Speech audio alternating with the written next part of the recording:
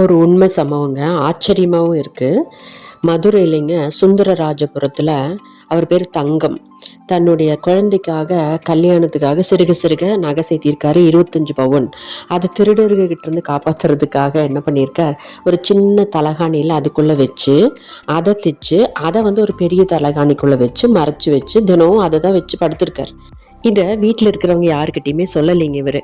அப்புறம் பொண்ணு கல்யாணம் வருதுன்னு வீடை பெயிண்ட் பண்ணலான்னு போகிறப்ப தேவையில்லாத பொருளெல்லாம் தூக்கி வீசலான்ட்டு வீட்டில் இருங்க என்ன பண்ணியிருக்காங்க, இந்த தலகாணி தூக்கி வீசியிருக்காங்க அந்த குப்பை வண்டியில். குப்பை வண்டிக்காரங்களும் அதை எடுத்துகிட்டு போயிருக்காங்க. அவங்களுக்கும் தெரியாது இதுக்குள்ளே தங்கம் இருக்கிறது. 3 செயினுங்க, 25 பவுன் 3 செயின். அப்புறம் இவர் பார்க்கும்போது தான் காணோன்னு தெரியுது. அவரை தொலாவி கண்டுபிடிச்சி அந்த தூய்மை பணியாளர்களை பார்த்து இந்த வண்டியை பார்த்தா அந்த தலகாணி இருந்தது. 10 தலகாணிக்குள்ளே ஒவ்வொன்றா தொலாவி பார்த்து அந்த கோல்டு கிடச்சிருக்குங்க. ரொம்ப ரொம்ப ஆச்சரியமான விஷயம் இல்லைங்களா?